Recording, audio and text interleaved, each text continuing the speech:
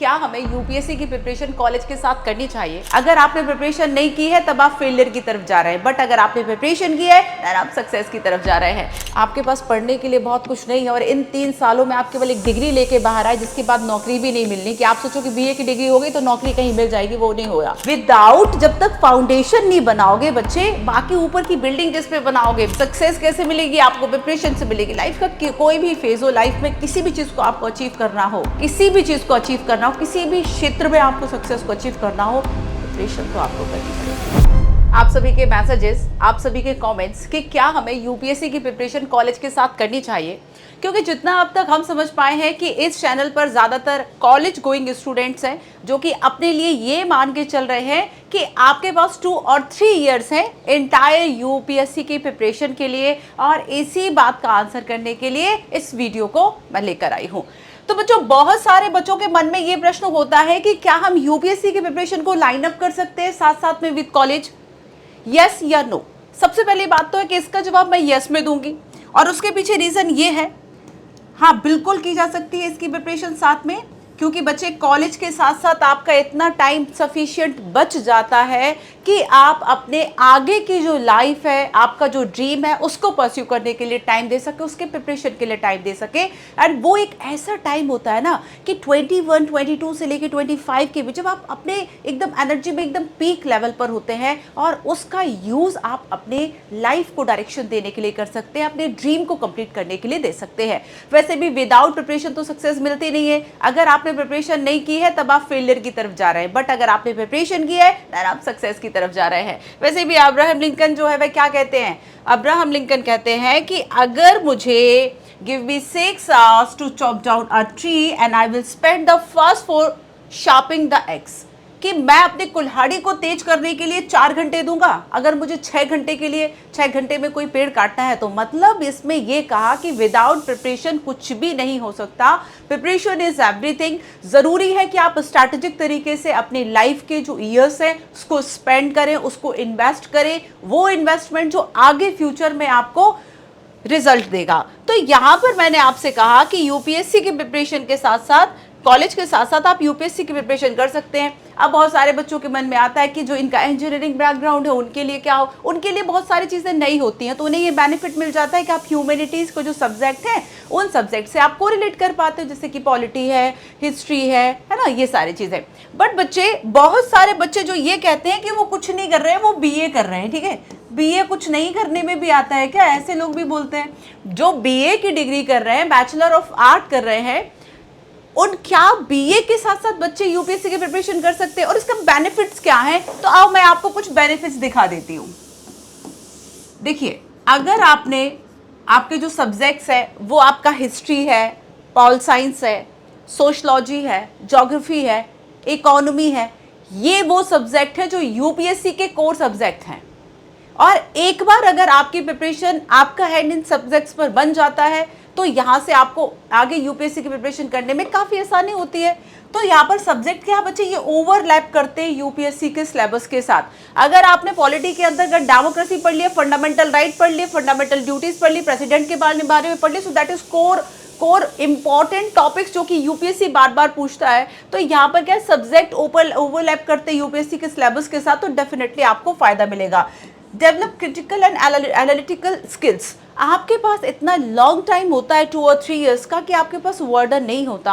आप कई तरीक़ों से चीज़ों को समझ सकते हैं, चीज़ों को साथ साथ में पढ़ सकते हैं, आप अपनी थिंकिंग को बहुत डेवलप कर सकते हैं, ठीक है। एक्सपोज द डाइवर्स पर्सपेक्टिव, जैसे कि इतने सारे फ्रेंड्स होते हैं, इतने सारे और भी हमारे पास कई डायमेंशंस और भी कई काम होते हैं, एक्स्ट्रा करिकुलर एक्टिविटीज़ होती है जिसमें आप पार्टिसिपेट कर सकते हैं। जैसे कि मान लीजिए किसी का विषय कोई बहुत ज़्यादा डीयू में पढ़ रहा है, उसको बहुत ये डिबेट और ये सारी चीज़ें करने में बड़ा मज़ा आता है, तो उसकी तो अपने आप ही पर्सनालिटी डेवलपमेंट हो रही है, वो अपने आप कई चीज़ों को आर्ग्यूमेंट, बहस एंड प्रोस कॉन्स के तरीके से देख सकता है। तो यहाँ पर क्या है कि आपके पास इतने सारे काम, इतनी सारी अपॉर्चुनिटीज़ होती हैं। तो कॉलेज के साथ साथ अगर, अच्छा एक आंसर और मैं करना चाहूँगी इसके साथ साथ, वैसे तो हम बात कर रहे हैं कि हाँ यूपीएससी की प्रिपरेशन डेफिनेटली लाइन अप आप कर सकते हैं इसके साथ, और बच्चे है क्या ना कि अगर आप ना आपके पास पढ़ने के लिए बहुत कुछ नहीं है और इन 3 सालों में आप केवल एक डिग्री लेके बाहर आए जिसके बाद नौकरी भी नहीं मिलनी, कि आप सोचो कि बीए की डिग्री हो गई तो नौकरी कहीं मिल जाएगी, वो नहीं होगा। तो यहाँ पर अगर आपने कुछ सीखा है, अपने अंदर कोई टैलेंट जो है अगर वह आपने वह सीखा है तो डेफिनेटली आपको पे करेगा। ठीक है, चलिए तो यहाँ पर क्या है कि अब देखो बच्चे, यहाँ पर करंट अफेयर के साथ, कंटेम्प्रारी इश्यूज के साथ आपको लाइन अप करने में बहुत हेल्प करता है। कि अभी मान लीजिए कि डोनाल्ड ट्रंप ने क्या किया, सबकी वोट लगा रखी है, टैरिफ टैरिफ टैरिफ, 30-40% चाइना पे लगा दिया, इंडिया पे 26% टैरिफ, एक टैरिफ वॉर छिड़ गया।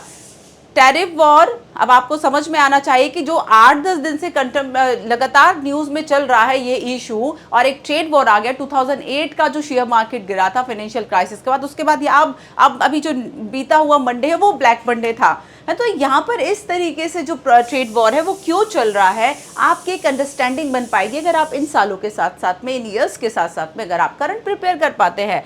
Holistic personality development, cultural awareness, बहुत सारी चीजें आप इस दौरान सीखते हैं, है ना। आप यूपीएससी के एग्जाम्स के लिए बेटर प्रिपरेशन कर सकते हैं, तो ये बीए की डिग्री के साथ साथ फायदा है आपका।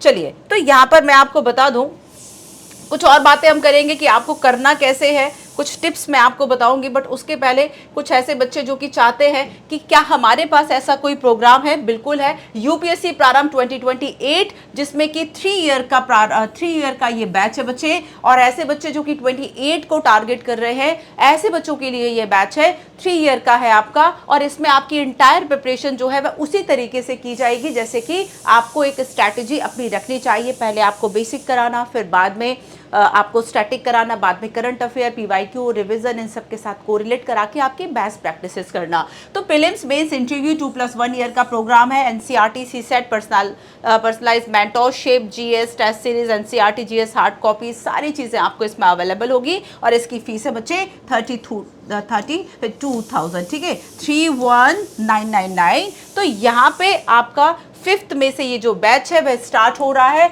एंड काफ़ी सारे बच्चों को लग रहा है कि विच medium, so English, that means आपको इंग्लिश में सारा जो कंटेंट है वह इंग्लिश में मिलेगा, जो कॉपी आपको हार्ड मटेरियल मिलेगा वह इसमें मिलेगा, और साथ साथ में जो आपको समझाया जाएगा, जिस तरीके से प्रारंभ का भी तरीका है, प्रारंभ चैनल पर भी हम इंग्लिश में आपको सारा कंटेंट देते हैं, समझाते हम हिंदी में, वही तरीका इसमें होगा। यूपीएससी प्रारंभ के लिए मैं आपको बता दूं कि यूपीएससी का फुल कवरेज होगा, प्रीलिम्स, मेंस, इंटरव्यू, और साथ साथ में स्किल्स कवरेज भी होगा। आपको हार्ड एंड सॉफ्ट स्किल्स कई सारी सिखाई जाएंगी। आपके जो ब्यूरोक्रेट्स के साथ सेशन है वो होंगे, आपके पीयर लर्निंग ग्रुप्स होंगे, आप अपने आपकी प्रिपरेशन कैसी चल रही है आप उसको समझ पाएंगे, बाकी बच्चों के साथ कंपेयर कर पाएंगे।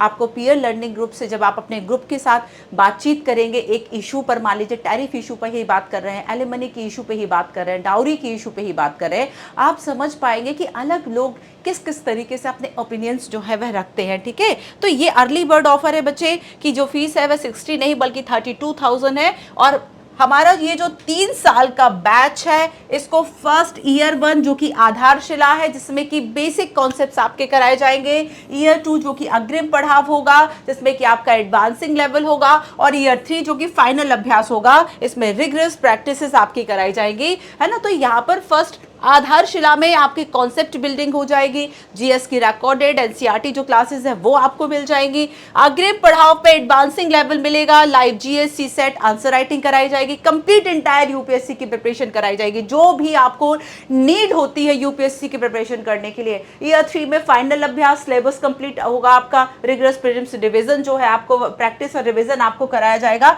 तो फर्स्ट 2 ईयर्स है ना, आपको याद रखने, स्किल्स एक्सक्लूसिव होगा इसमें, और सारी बाकी जानकारी आपको डिस्क्रिप्शन में जो है बच्चे वह दी गई है। चलिए तो मैं कुछ टिप्स और आपको दूंगी कि बेसिकली ऐसे बच्चे जो कि सोचते हैं कि हम चलो यूपीएससी की प्रिपरेशन कॉलेज के साथ साथ कर ले, तो उनके लिए क्या टिप्स हैं, ये तो मैंने बता दिया, हमारा प्रारंभ बैच है। और ऐसे बच्चे जो कि सोचते हैं कि हाँ प्रिपरेशन अपने सेल्फ लेवल पर किसी यूट्यूब से कर लेंगे, आप बिल्कुल कीजिए, बट कुछ टिप्स मैं आपको दूंगी। जैसे कि फर्स्ट है कि आपको एनसीईआरटी फिनिश करनी है विदाउट, जब तक फाउंडेशन नहीं बनाओगे बच्चे, बाकी ऊपर की बिल्डिंग किस पे बनाओगे। बिल्डिंग ब्लॉक के लिए बहुत जरूरी है कि आपके पास एक स्ट्रॉन्ग फाउंडेशन हो, कि आगे आने वाले सालों में जब जाके आप स्टैटिक को पढ़ो आपको चीज पीस ऑफ केक लगे, आपको कोई भी कॉन्सेप्ट पीस ऑफ केक। एक बार एनसीईआरटी पढ़ लीजिए ज्योग्राफी की, और उसके बाद फिर ज्योग्राफी की किसी भी स्टैंडर्ड बुक को पढ़ लीजिए, आप देखिएगा आपको कितने अच्छे से समझ में आएगा। एनसीईआरटी आपका, याद रखिए, आपकी बिल्डिंग का, आपकी इमारत का एक फाउंडेशन रॉक है और ये आपको याद रखना होगा। तो एनसीईआरटीज आप फिनिश कीजिए, 2-3 बार पढ़िए, शॉर्ट नोट्स बनाइए, जो टॉपिक इंपॉर्टेंट लग रहे हैं उन टॉपिक्स को लिखिए, ठीक है। Read the Hindu Indian express daily, focus on editorial, specially editorial. जैसे कि अभी टैरिफ वॉर चल रहा है तो बार एडिटोरियल आएगा, वो टैरिफ वॉर पर ही आएगा, ठीक है। तो आप क्या है उससे अपने कॉन्सेप्ट, अपने ओपिनियंस जो है बिल्ड कर लीजिए। What is tariff war, static हो गया, कब कब ये टैरिफ वॉर हुआ, अभी इसके कंसिक्वेंसेस क्या है, इसके पॉलिटिकल, इवन जो बहुत अब किसी देश के पीएम ने ये बोल दिया, अब्रॉड में किसी पीएम ने ये बोल दिया कि ये तो डी ग्लोबलाइजेशन की हम तरफ जा रहे हैं। So what is the globalisation, है ना, ठीक है।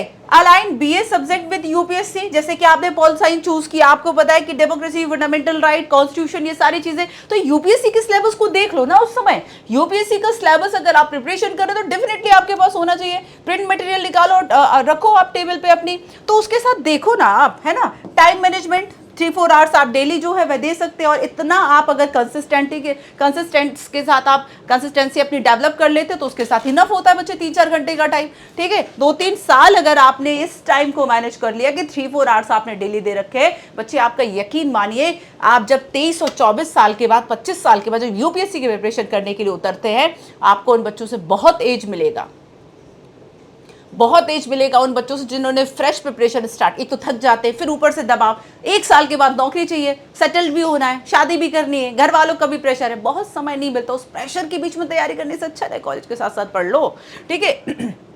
Start answer writing early. Even जैसे कि आपने देखा कि आपके पास वीक डेज में आपने 6 दिन में, मान लीजिए 3 दिन, ज्यादा मत लिखो, आपने 3 दिन आंसर राइटिंग करी, 1 नहीं, 2 नहीं, 5 नहीं, आपने सोच लिया कि चलो कि मतलब 5 और 10 नहीं, आपने 2 या 3 आंसर से लिखना शुरू कर दिया। 1 आंसर एटलीस्ट लिखना शुरू करो, कम से कम एक बिल्ड तो करो कि हाँ मुझे ये जो काम है वह करना है। कि अब टैरिफ वॉर, मैं फिर कहूंगी टैरिफ वॉर चूंकि चल रहा, तो आपने फिर टैरिफ वॉर पे लिखने की कोशिश की कि 150-250 वर्ड इस पे बेस्ट क्या हो सकते हैं, सॉल्यूशन क्या हो सकता है, प्रॉब्लम क्या है, ठीक है। Start answer writing.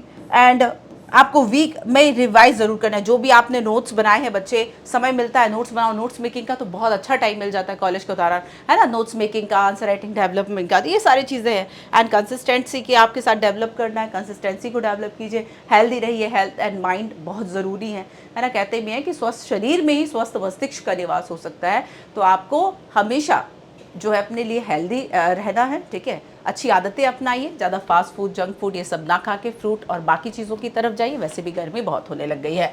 चलिए, तो यहाँ पर ये चीज़ें आपको मैं बता रही हूँ। अगर इसके अलावा भी आपके पास कोई टिप्स है तो हमें, और आप जो बच्चे इस वीडियो को देख रहे हैं, क्या उनका कॉलेज हो चुका है या फिर क्या वो अब कॉलेज में जाने वाले हैं और उन्होंने क्या सोचा है, उनका क्या कंसर्न है, हमें आप कमेंट करके अगर बताएंगे, हम कमेंट में भी आपको रिप्लाई दे पाएंगे। तो ये चीज़ें आपको फोकस करना है, ठीक है। चलिए, तो प्रिपरेशन की स्ट्रेटेजी मैंने आपको बता दी कि सबसे पहले आपने शुरू किया एनसीईआरटी से, है ना। आपने एटलीस्ट आपको 2 बार पढ़ना है, आपको नोट्स बनाना है, करंट अफेयर पे फोकस कीजिए, चीज़ों को समझने की कोशिश कीजिए, करंट अफेयर को समझने की कोशिश कीजिए। तो यही आपको चीज़ें बच्चे जो है वह याद रखना है, ठीक है।